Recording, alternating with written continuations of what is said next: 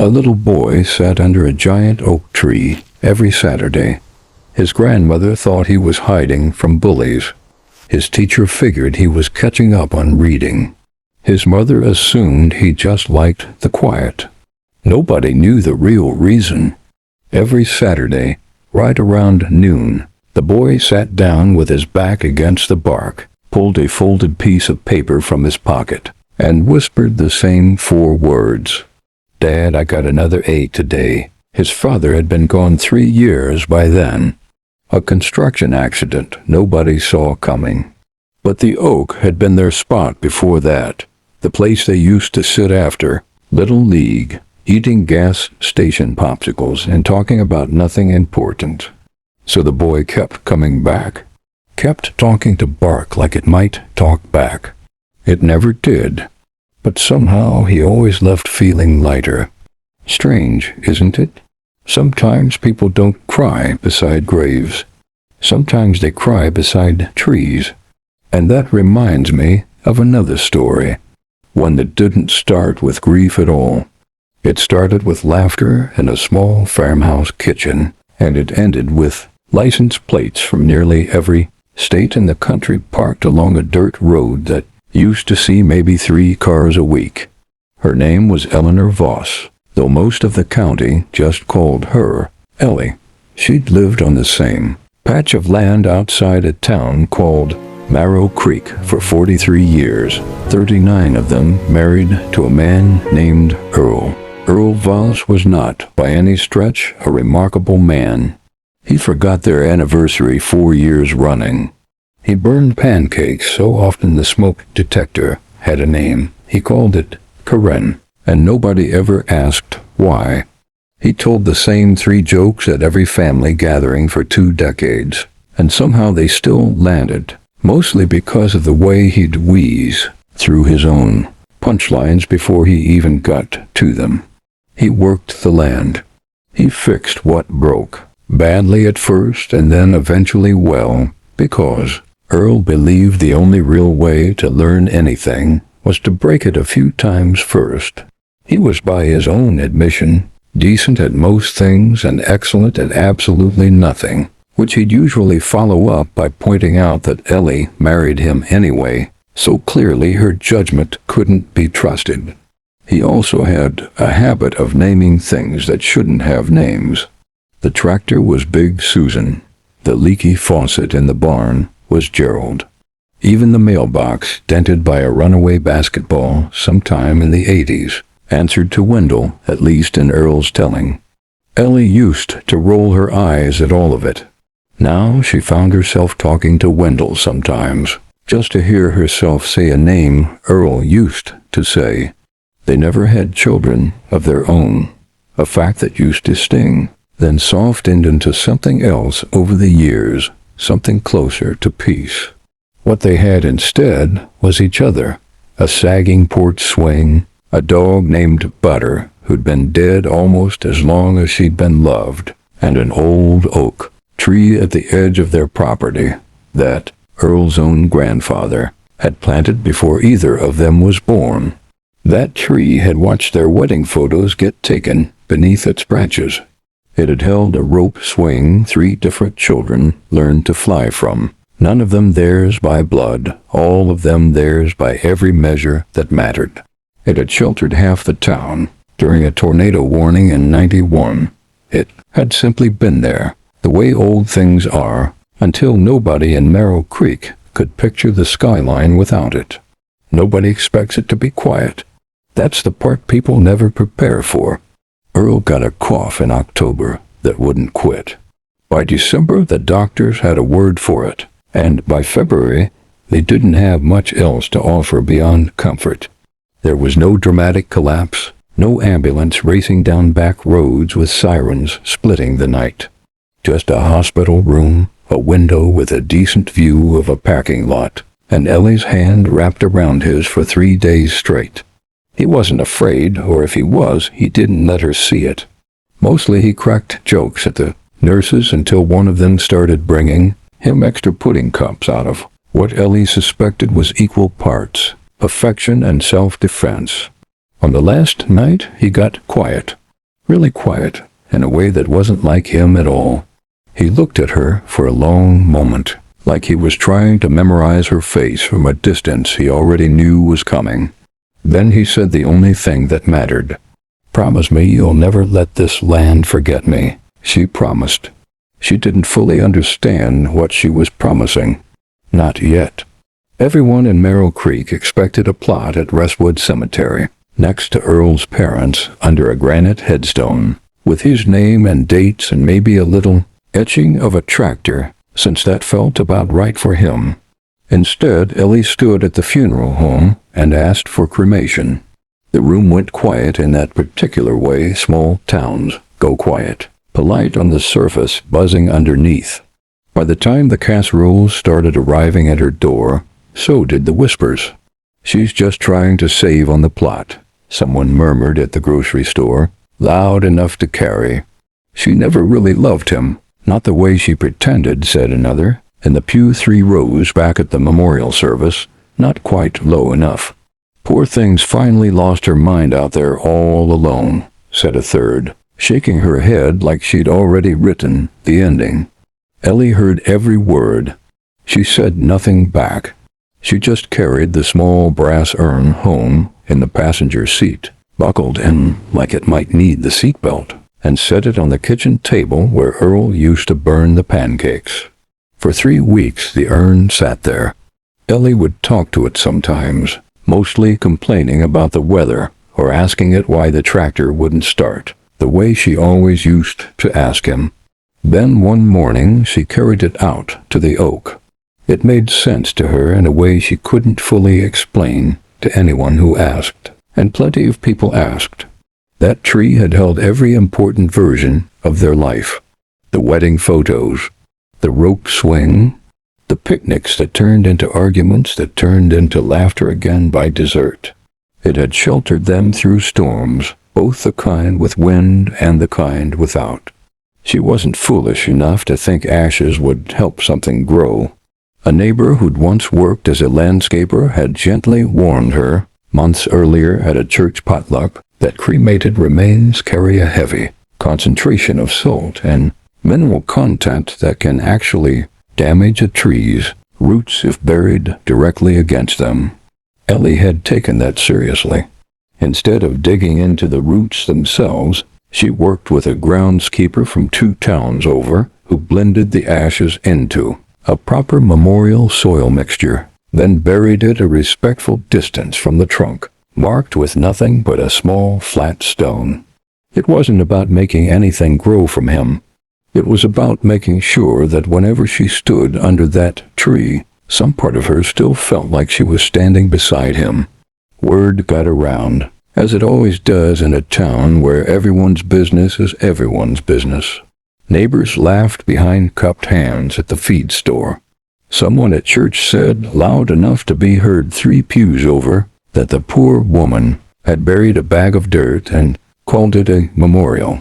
A cousin posted about it on Facebook without naming her directly, though everyone knew exactly who she meant, and the comments filled up fast with the kind of cruel little jokes people only make when they think nobody's really listening.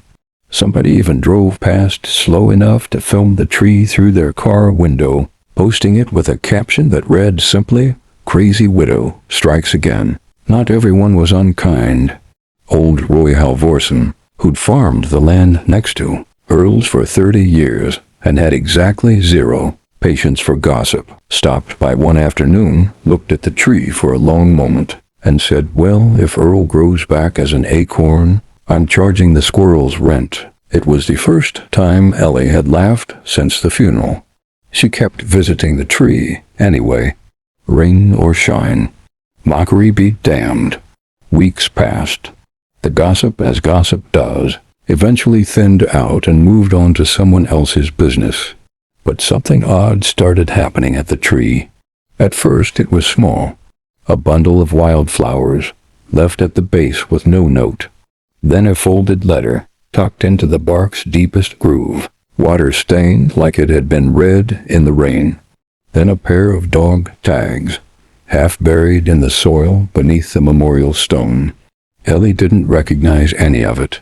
These weren't things from her life or Earl's. A week later, someone left a wedding ring, wrapped in a tissue with nothing written on it.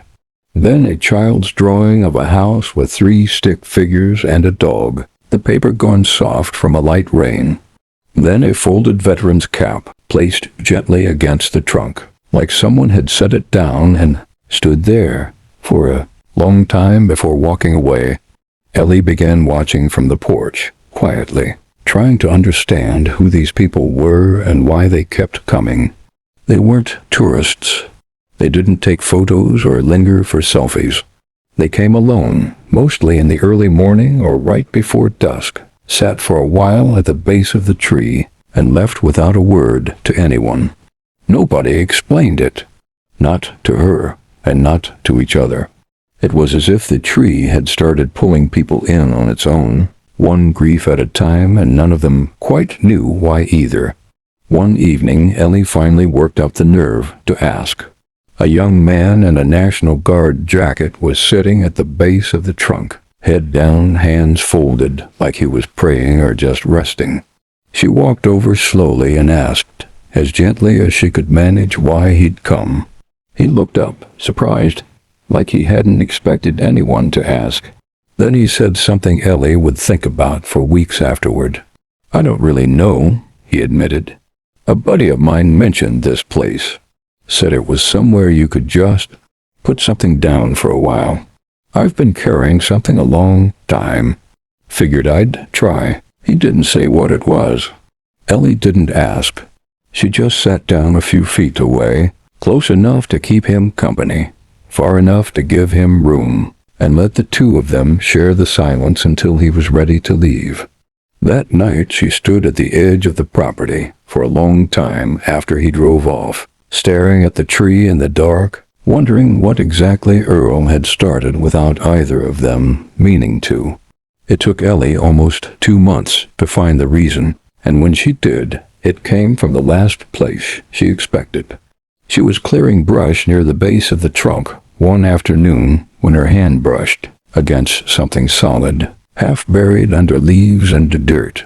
A small wooden sign, weathered but sturdy, clearly built to last. She pulled it free and wiped the grime off with her sleeve, and her breath caught in her throat. She recognized the handwriting immediately. Earl's, carved in his own uneven, stubborn lettering, the kind he used for barn signs and mailbox numbers. It read, "If you're carrying something too heavy to tell another person, sit here." The tree has heard worse. Ellie sat down hard in the grass, the sign in her lap, and cried in a way she hadn't let herself since the hospital room. Earl had made this. Sometime before he died, without telling her, he'd carved this sign and buried it near the roots of the tree that would one day hold his ashes, as if some part of him had known exactly what this place would become. He'd left an invitation for strangers to grieve here long before either of them understood how many strangers would come. She never found out exactly when he'd made it. She didn't need to. She only needed to plant it back in the ground, upright this time where anyone walking past could read it. She thought back to a Tuesday, maybe 8 months before he passed, when Earl had spent an entire afternoon in the barn with the door shut, telling her he was fixing something for later and refusing to let her look. She'd assumed it was a birdhouse. He was always building birdhouses nobody asked for. She'd never once imagined he was carving an invitation for strangers he'd never meet, to sit beneath a tree he wouldn't live to see them visit. It broke her heart a little, and it mended something else at the exact same time. After that, things shifted. Word spread, not through gossip this time, but through something gentler. People began leaving more than flowers. Letters piled up in a small waterproof box Ellie eventually placed beside the sign, so the words wouldn't wash away in the rain. Photographs of people who'd passed. A pair of tiny baby shoes, never worn long enough. A cancer ribbon pinned carefully to the bark. Graduation photographs from kids who never got to walk the stage. A dog's collar, the tag still jingling faintly whenever the wind moved through the branches. The oak, slowly and without anyone deciding it should happen, became something like a living museum of everyone's private grief. There's a reason humans have always done this, built places to put their sorrow somewhere outside their own chest. Long before Ellie's tree, cultures across the world planted oaks specifically as memorials, believing their long lifespans and deep roots made them fitting keepers of memory, strong enough to outlast the people who mourned beneath them. Ellie hadn't known any of that history when she buried Earl's ashes nearby. She'd only known she needed somewhere to put her love that grief hadn't taken from her yet. It turned out plenty of other people needed the exact same thing. She started keeping the grass trimmed around the roots. She added a bench, worn smooth within a year from all the people who sat on it. She never charged a cent, never asked questions, never turned a single stranger away.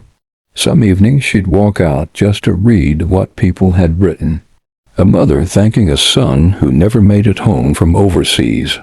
A man apologizing to a father he never got to forgive in time. A teenager, barely old enough to drive, writing to a best friend lost far too young. None of it was addressed to Ellie, and yet all of it somehow felt like it belonged to her too. The way a keeper of any sacred place ends up carrying a little of everyone who passes through. Even Roy Halvorsen started stopping by more regularly, though he'd never admit it was for anything other than checking on his neighbor. He'd sit on the porch with her some evenings, watching the strangers come and go down the dirt road, shaking his head in something that had long stopped being disbelief and started looking a lot more like quiet pride. Never would have guessed, he told her once. Earl always said this old tree would outlive us all. Didn't know he meant it like this. If someone in your life came to mind while you were listening to this, don't just keep them in your thoughts. Drop their first name in the comments below. Hundreds of strangers reading this might never know their full story, but tonight, at least, their name gets remembered by someone. And if stories like this one remind you that ordinary people often leave behind extraordinary legacies, consider subscribing. You never know which story is going to be the one that stays with you. By the following spring, the visits had grown into something Ellie could no longer explain with word of mouth alone. A local reporter, hearing about the strange gathering spot from a neighbor, drove out and wrote a short piece for the county paper about the listening tree. Someone shared a photo of the sign online. A young woman posted a video from her visit, quietly describing what she'd left behind and why, and the video did something none of them expected. It spread. Then it kept spreading. Within weeks, cars Ellie didn't recognize started appearing along the dirt road at the edge of her property. License plates from states she'd never visited.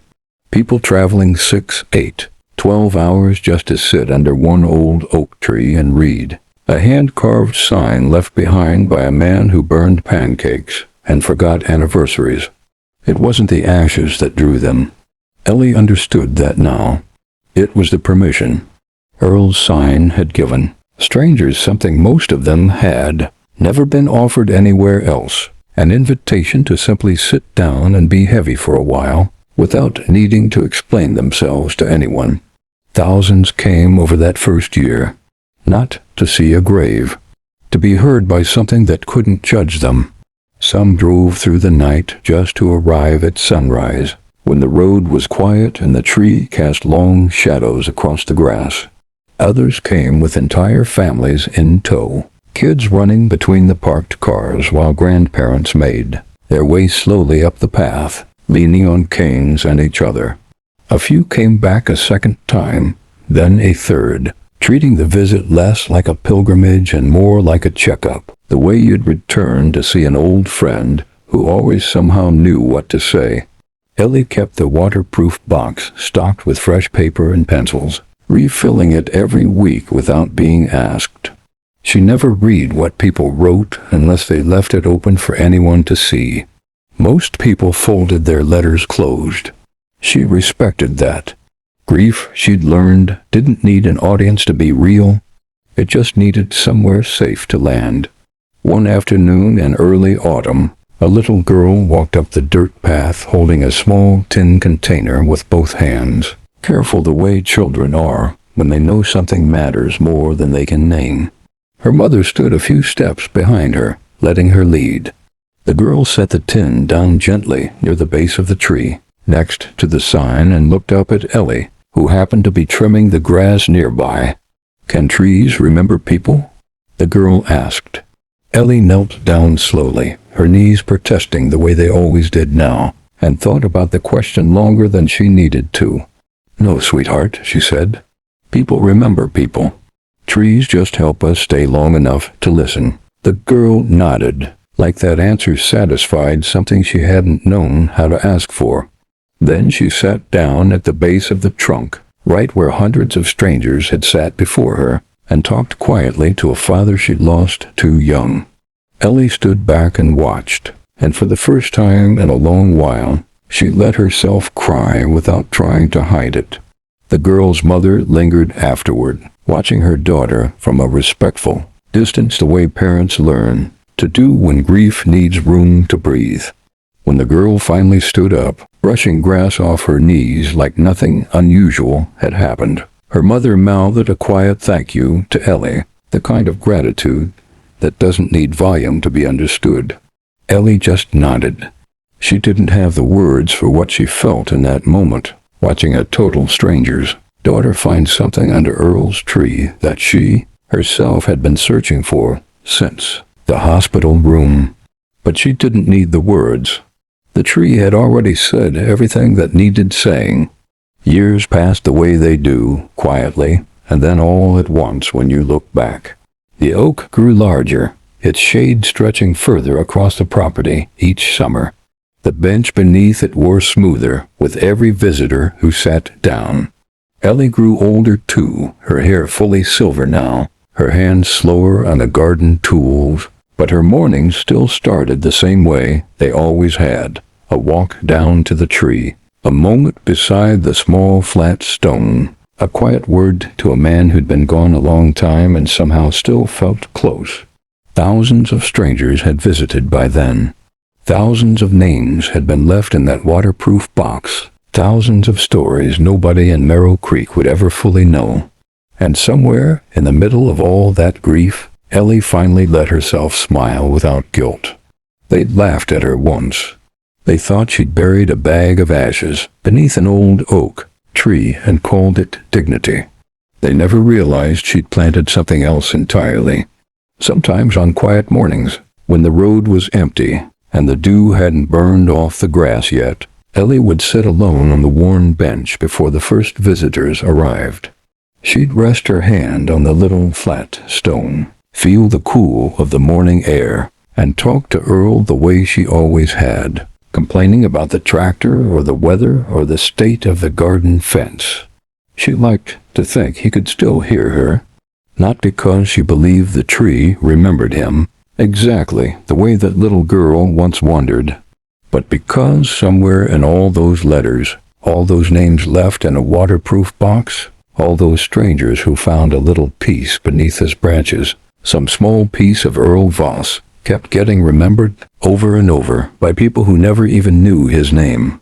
And maybe she decided that was close enough to forever as anyone really gets.